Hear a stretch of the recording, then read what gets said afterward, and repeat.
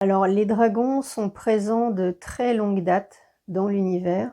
Ils ont accès à différents plans et ils ont quitté le plan, terrestre, celui dans lequel, l'humanité évolue aujourd'hui, depuis déjà un petit moment, pour se prémunir des mauvais traitements que les humains leur ont infligés. Ils ont beaucoup souffert et à un moment donné, ils ont décidé de se retirer de ce plan-là et d'attendre que l'être humain remonte en fréquence, réévolue en conscience pour pouvoir à nouveau, évoluer dans le même plan que lui. Donc les dragons, ce sont des êtres qui ont un niveau de conscience qui est plus élevé que l'être humain là où il en est aujourd'hui. Alors certains êtres humains les voient parce qu'ils ont accès à d'autres plans de fréquence. Donc c'est pour ça que certains êtres les perçoivent. C'est un peu comme, le petit peuple, les fées, etc.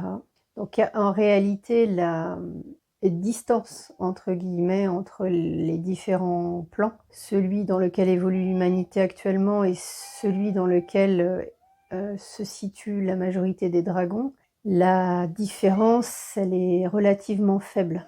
Alors là, on a la chatte là, qui vient participer à la canalisation.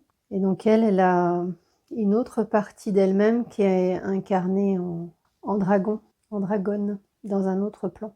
Et elle a accès à cette partie-là d'elle-même, elle peut communiquer avec. Donc les chats, c'était pas prévu dans la canalisation au départ, mais c'est intéressant. Donc les chats ont des capacités que l'être humain n'a pas, en tout cas aujourd'hui, ou en tout cas pas la majorité des êtres humains, et donc qui est celle de pouvoir dialoguer avec d'autres parties de la même conscience en fait qui sont incarnées dans d'autres êtres. Et les chats peuvent faire ça.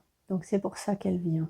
Les dragons sont donc des êtres dotés d'une conscience plus importante. Ce sont des êtres multidimensionnels, comme l'être humain d'ailleurs, mais là aussi du fait qu'il évolue sur des plans de fréquence plus élevés, il a conscience également de sa multidimensionnalité. Donc les dragons constituent un autre terrain d'expérimentation de la conscience.